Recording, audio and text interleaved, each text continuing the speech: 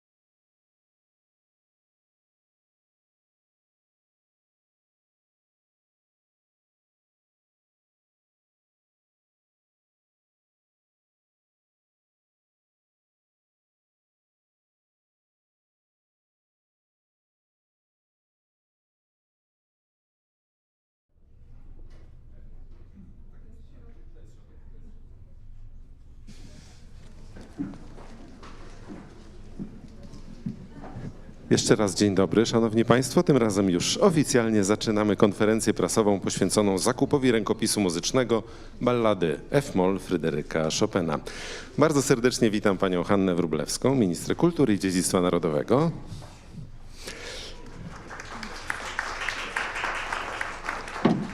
Równie serdecznie witam panią profesor Barbarę Wagner, która jest naszym ekspertem, a pracuje w interdyscyplinarnym Laboratorium Badań Archeometrycznych Wydziału Chemii Uniwersytetu Warszawskiego.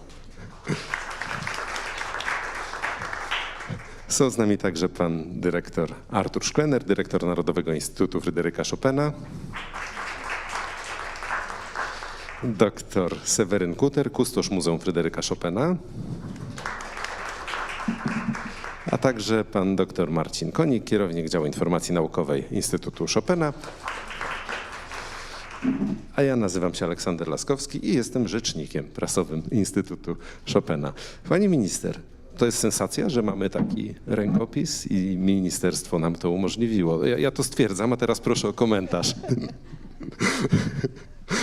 Ja mogę tylko potwierdzić, tak, to jest sensacja i bardzo się cieszę, że mogliśmy wesprzeć ten cały proces pozyskiwania tego niezwykle cennego obiektu do kolekcji polskiej, do Warszawy i do instytucji, która zajmie się tym rękopisem w sposób najbardziej profesjonalny, z największym szacunkiem i także najbardziej efektywny nie tylko dla siebie jako dla instytucji, ale także dla nas jako dla społeczeństwa czy potencjalnej publiczności.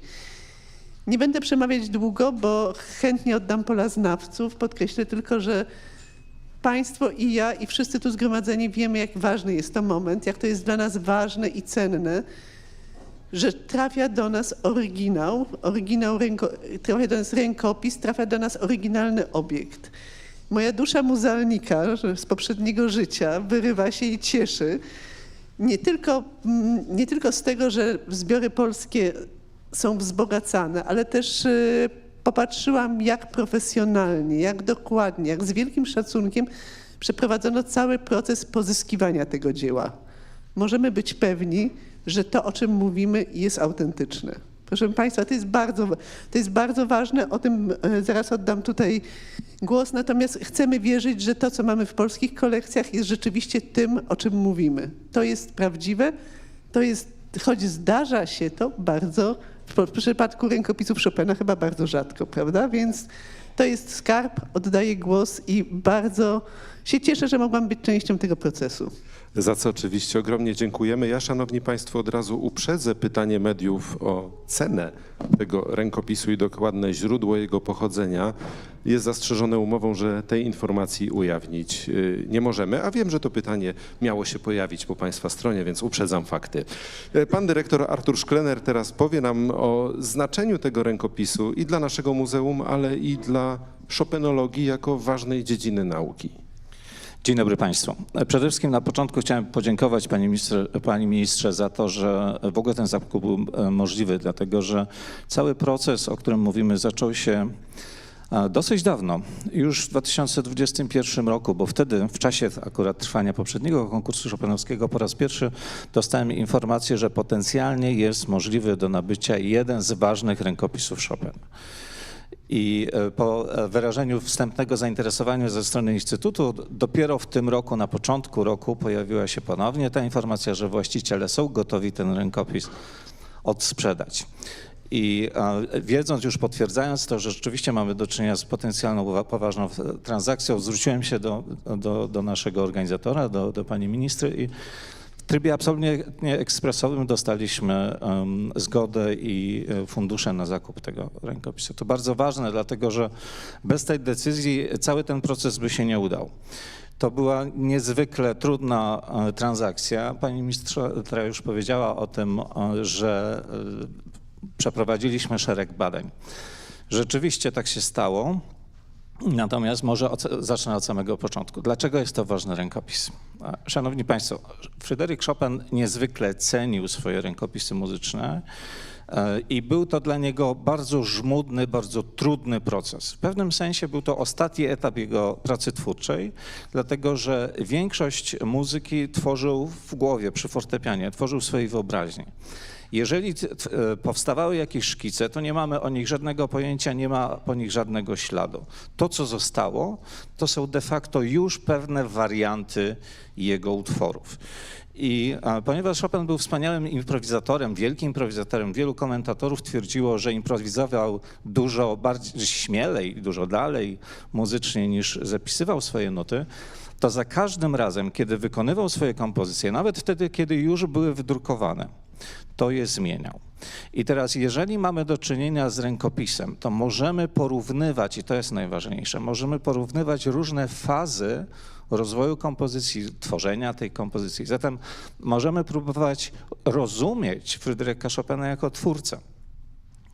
Bez tego typu śladów mamy tylko i wyłącznie możliwą metodę dedukcyjną, to znaczy analizujemy utwór, staramy się zrozumieć jego elementy muzyczne i na tej podstawie dedukować, co Chopin chciał przekazać, jakie efekty muzyczne chciał osiągnąć. W momencie, jeżeli mamy szereg źródeł pośrednich, wtedy mamy na to dowody. I teraz, jeśli chodzi o ten rękopis, jeśli chodzi o samą balladę F-moll. Ballada F-moll powstała w 1842 roku w Nohant, przy czym to jest bardzo ciekawe, dlatego że był to najbardziej płodny okres twórczości Chopina. Chopin już połączył się na trwale z Georges Sand, wrócili z Majorki. Georges Sand spowodowała, że przywrócony został de facto do życia, bo prawie że zmarł na Majorce, na gruźlicę. I miał idealne warunki do pracy. W Nohant, w Paryżu, Georges Sand zbudowała dla niego drugi dom. To było jedyne miejsce na świecie poza Warszawą, gdzie rzeczywiście tworzył muzykę w sposób bardzo intensywny. I teraz w tym 1842 roku Chopin już się kontaktuje w grudniu z wydawcami, że ma między innymi do wydania balladę. Po czym de facto nuty tej ballady ukazują się drukiem niemalże rok później. Co się dzieje w międzyczasie? No właśnie w międzyczasie Chopin dopracowuje swoje kompozycje, a pamiętajmy, że oprócz ballady F-moll kolejny opusowany utwór to jest słynny Polonez As-dur. Zatem mamy do czynienia z absolutnie najwybitniejszymi utworami polskiego kompozytora. Teraz wróćmy do źródeł. Jakie mamy źródła ballady F-moll? Chopin zazwyczaj zostawiał, czy też wysyłał do wydawców aż 3 kopie. Pierwsza z nich była jego pierwotną kopią, na której jeszcze często nanosił poprawki. Ten wysyłał do Paryża. Dlaczego? Dlatego, że Schlesinger, wydawca, był jego przyjacielem i odsyłał mu do korekty nuty, które zawsze Chopin jeszcze potem mógł poprawić, jeżeli doszło do jakiejś pomyłki czy do jakiegoś niezrozumienia jego intencji. Dwa pozostałe egzemplarze wysyłał jeden do Niemiec, drugi do Anglii. Dlaczego w ten sposób? Dlatego, że prawo autorskie ówczesne było bardzo restrykcyjne, to znaczy tak naprawdę bardzo korzystne dla wydawców. Kompozytor, sprzedając prawa, sprzedawał je na zawsze, natomiast były one limitowane dla danego kraju. Zatem Chopin jako pewnego rodzaju przedsiębiorczy twórca w pewnym momencie doszedł do pewnej rutyny, że sprzedawał do 3 krajów jednocześnie, tego samego dnia podpisując umowy, po to, żeby wydawcy między sobą nie przekazywali sobie jego nut. Drugi rękopis zazwyczaj jeszcze kopiował sam, a trzeci już, jak pisał do swojego przyjaciela Fontany, jakby miał kolejny kopiować, to chyba bym owariował. Zatem jest taki wspaniały list, który często przytaczamy, gdzie Chopin mówi, że szanuj proszę moje nudy pisane. Nie smól ich, nie drzej, prawda, błagam cię, szanuj, ale jakbym te pajęczynę miał jeszcze raz kopiować, to chyba bym zwariował. No i wracając, przepraszam za ten cały długi wywód, ale on dopiero daje kontekst, żeby zrozumieć, z jakim źródłem mamy teraz do czynienia. Mamy do czynienia z absolutnie unikatową sytuacją, kiedy Chopin najprawdopodobniej zapisał cały już utwór w skończonej wersji, po czym na końcu zdecydował, że musi wprowadzić pewne zmiany. Jedna z tych zmian była tak kluczowa, że musiał wszystko zapisać od nowa. Znaczy, że cały ten rękopis nie nadawał się do wydawcy. Jaka to była zmiana? Zmiana metrum.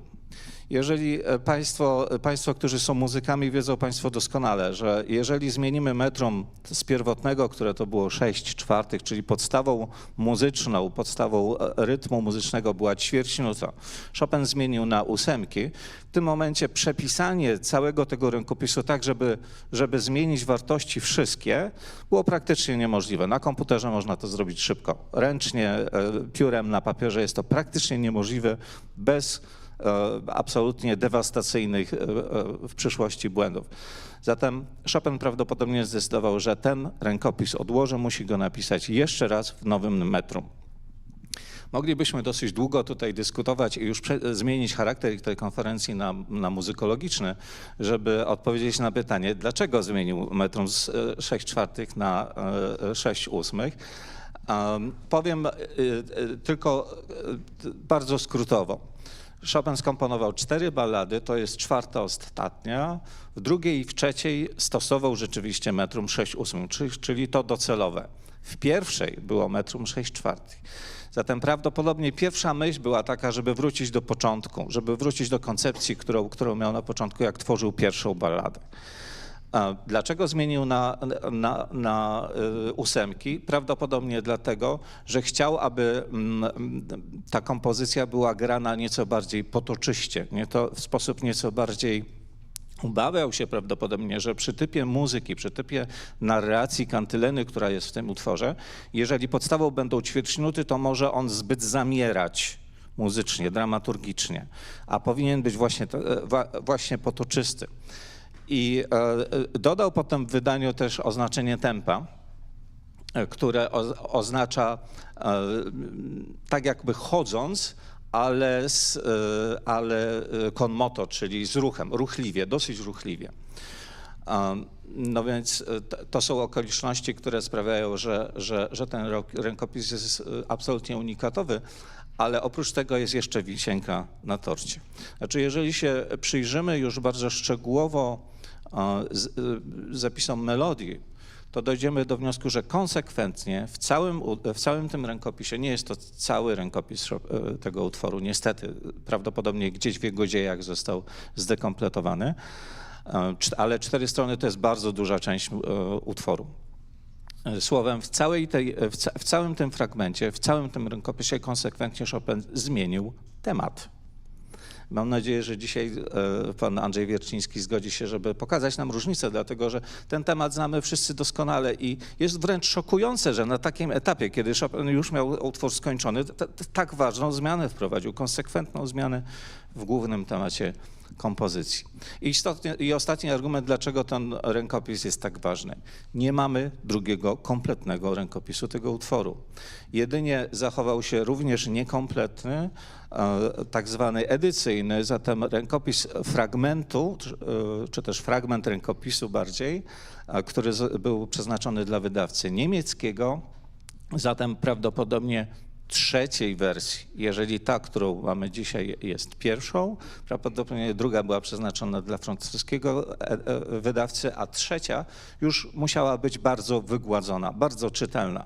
Zatem te generalnie rękopisy przeznaczone dla wydawców niemieckiego i angielskiego, one bardzo nieznacznie różnią się już od nut, które znamy drukiem. Dlaczego? Dlatego, że Chopin nie mógł ich korygować. Zatem dbał o to, żeby jego własne rękopisy były maksymalnie czytelne. I ostatni aspekt, który chciałem Państwu przedstawić, to jest ten, dlatego że pani profesor rozszerzy, rozumiem, zagadnienie tego, jak bada się autentyczność tego typu obiektów. Ja chciałem powiedzieć 2 słowa na temat samego procesu, czyli zakończyć tym, od czego zaczęliśmy, znaczy od samego procesu zakupu. Standardowo tego typu obiekty kupuje się w instytucjach, w podmiotach biznesowych, ale nie od osób prywatnych. Zatem są to albo domy aukcyjne, albo antykwariaty. To powoduje bardzo duże uproszczenie takich procedur, dlatego że mamy do czynienia z pewnym regulaminem, który albo się przyjmuje, albo nie. A poza tym są to najczęściej bardzo poważne podmioty o długiej historii, którym po prostu nie opłaca, które nie mogą sobie pozwolić na to, żeby doszło do jakichś nieprawidłowości. Zatem nie ma na przykład zagrożeń tego typu, że można wysłać fundusze, podczas kiedy rękopis jest deponowany na przykład w domu aukcyjnym. Jest to standardowa procedura. W momencie, kiedy mamy do czynienia z właścicielem prywatnym w Stanach Zjednoczonych, pośrednikiem, który jest podmiotem komercyjnym z Wielkiej Brytanii, a my jesteśmy instytucją publiczną z Polski, to mamy do czynienia nie tylko z 3 różnymi prawodawstwami, ale również 3 różnymi porządkami, można by powiedzieć, prawno-zwyczajowymi. Wiadomo, że właściciel, nie wiadomo, w tym przypadku tak było, że właściciele z dosyć ograniczonym zaufaniem podchodzili nawet do faktu, że Instytut Chopina jest instytucją instytucją publiczną, a z drugiej strony my nie mogliśmy sobie pozwolić na to, aby jakiekolwiek ryzyka zaistniały przed zakupem.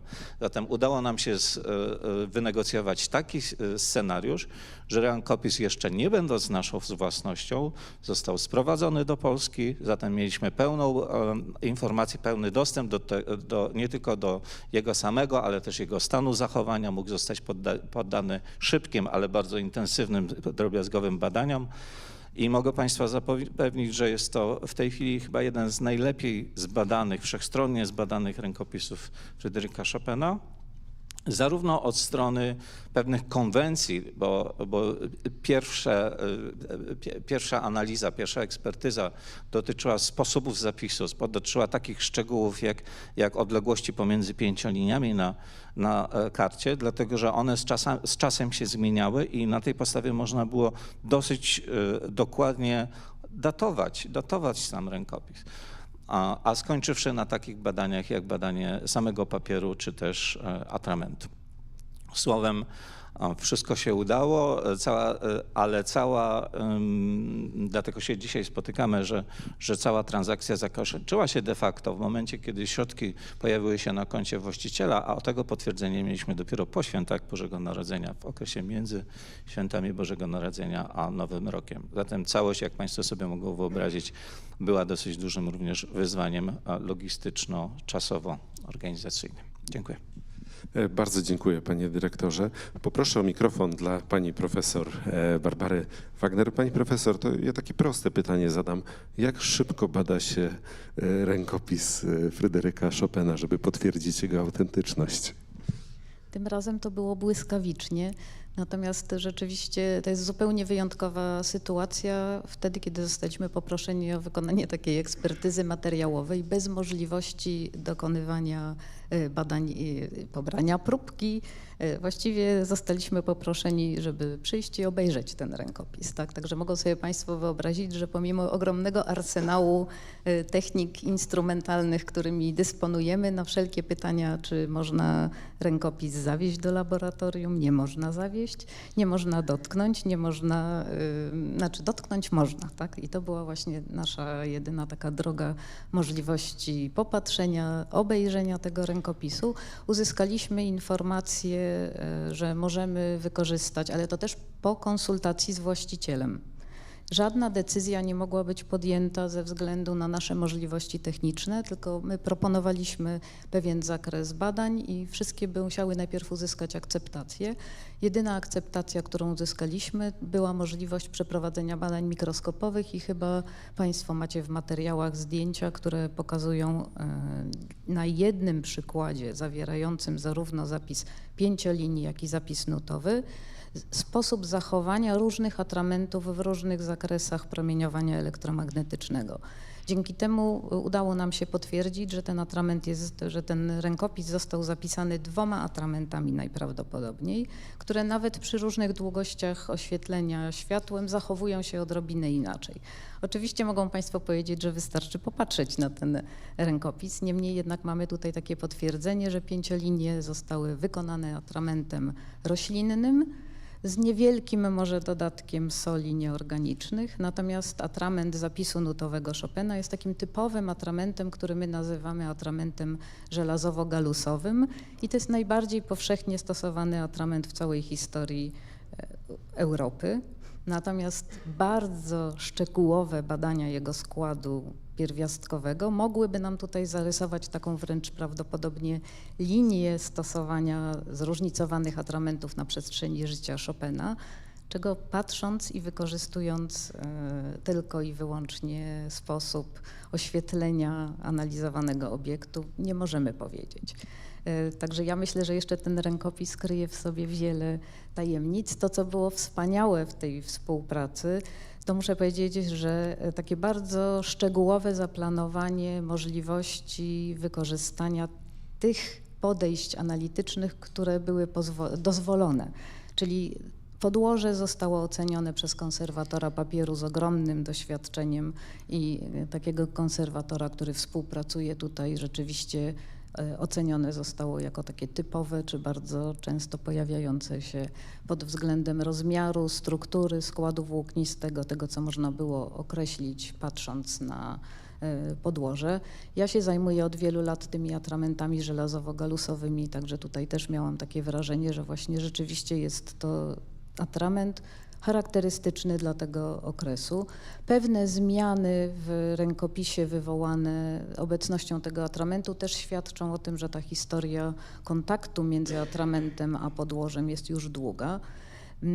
Wspaniałe było obserwowanie eksperta, który oceniał stronę muzykologiczną i muzyczną i to była naprawdę uczta, ponieważ pan dyrektor nie powiedział, ale panowie nucili od razu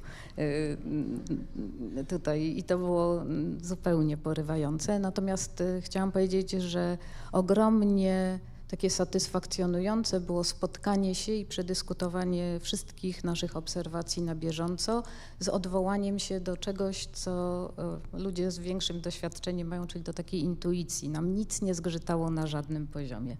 My żeśmy się zgodzili, że to była uczta i ogromna przyjemność. Także muszę bardzo podziękować za możliwość dotykania do tego obiektu.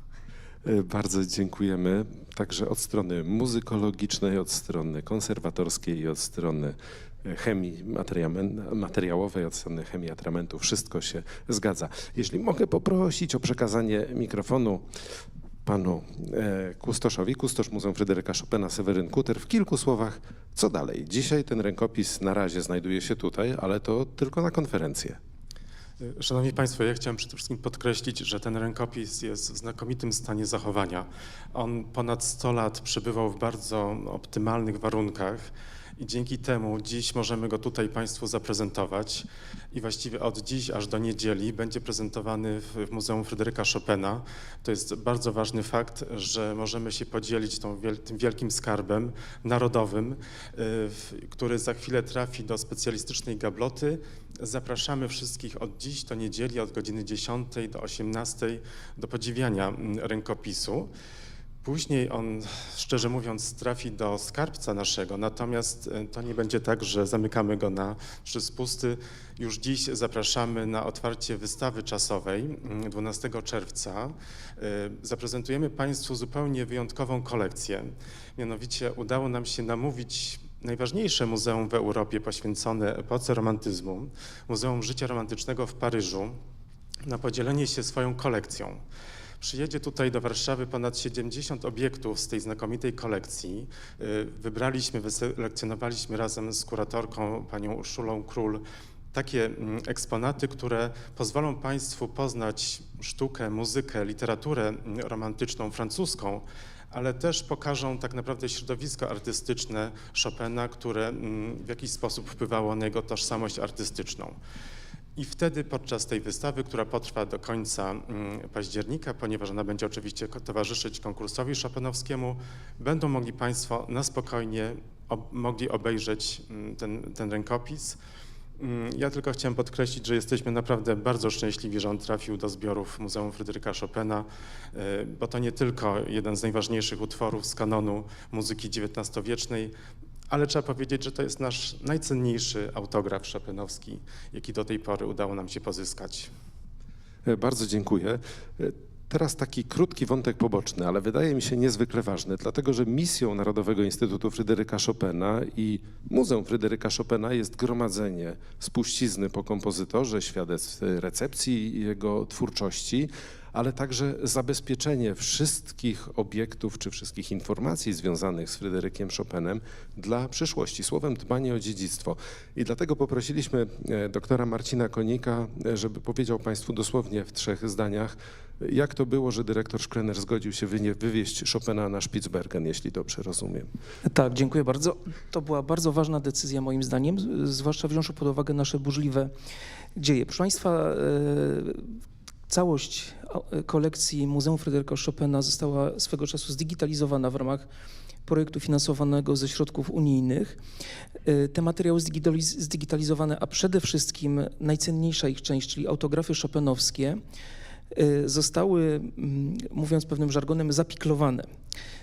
To znaczy zdigitalizowane w formie chyba najbardziej trwałej w tej chwili, czyli w formie materiału analogowego na taśmie celuloidowej, tak jak taśma filmowa, zamknięte w specjalnym pojemniku, dlatego mówię zapiklowane, bo firma, która się tym zajmuje, nosi nazwę Pickle, i wywiezione na Spitsbergen. Rzeczywiście, tam jest bardzo niedaleko słynnego banku nasion, Międzynarodowego Banku Nasion, Międzynarodowe Światowe Archiwum Arktyczne. Tam w dawnej kopalni poniżej granicy z wiecznej zmarzliny znajduje się skarbiec, w którym ta rolka z zabezpieczonymi w wersji cyfrowej autografami Fryderyka Chopina została umieszczona. No i liczymy na to, że dalszą część dziedzictwa chopinowskiego będziemy w ten sposób również zabezpieczać. Szacuje się, badania wskazują, że trwałość tego typu zabezpieczenia jest szacowana mniej więcej na 500 do 1000 lat, przy czym badania wykazują, że w przypadku bardzo dobrych warunków przechowywania możemy mówić nawet o przewidywalnej trwałości takiej rolki do 2000 lat. Także mamy nadzieję, że to dziedzictwo tak, sprawdzimy za 2000 lat. Ja tylko dodam, że mamy nadzieję, że nigdy nie będziemy musieli tam sięgać, ale tak na wszelki wypadek. Oczywiście, że tak. Bardzo dziękuję. Także jak Państwo widzą, od atramentu żelazowo-galusowego po celuloidowe taśmy na Spitsbergenie mamy pieczę nad Chopinem. Ja teraz zaproszę Państwa na drugą stronę, a na scenę zaproszę pana Andrzeja Wiercińskiego, żebyśmy unausznili Państwu ten rękopis. I od razu powiem, że po tym krótkim występie zaprosimy do krótkich rozmów indywidualnych, bo wiem, że minister Hanna Wróblewska ma bardzo ograniczony czas, także nie będziemy wracać do pytań z sali, tylko przejdziemy do krótkich wywiadów od razu. Poproszę o brawa dla pianisty.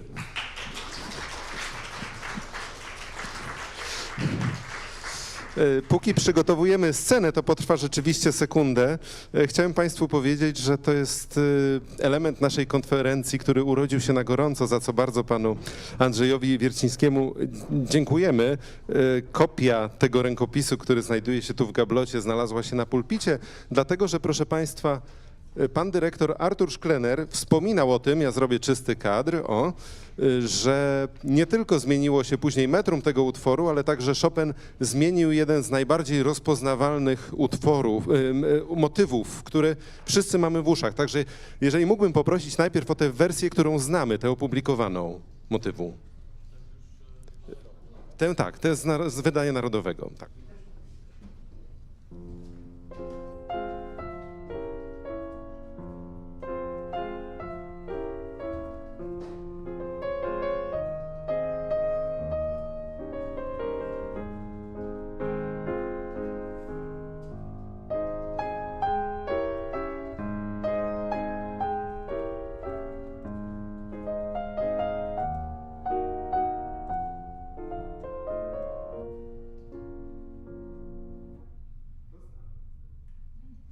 To znamy, prawda? A teraz poprosimy o wariant, który znajduje się przed tą finalną redakcją w rękopisie, który dołączył do zbiorów Muzeum Fryderyka Chopina.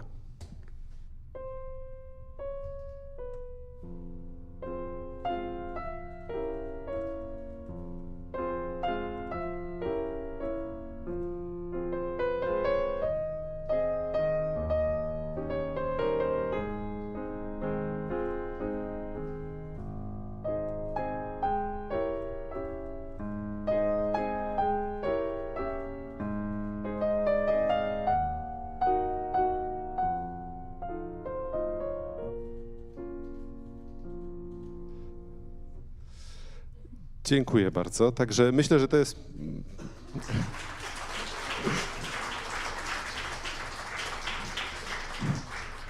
To jest coś, do czego na pewno będziemy wracać, te warianty chopinowskie. Teraz posłuchajmy ballady F-moll w jej wersji końcowej, opublikowanej przez kompozytora. Ja też pójdę posłuchać. Pan Andrzej Wierciński.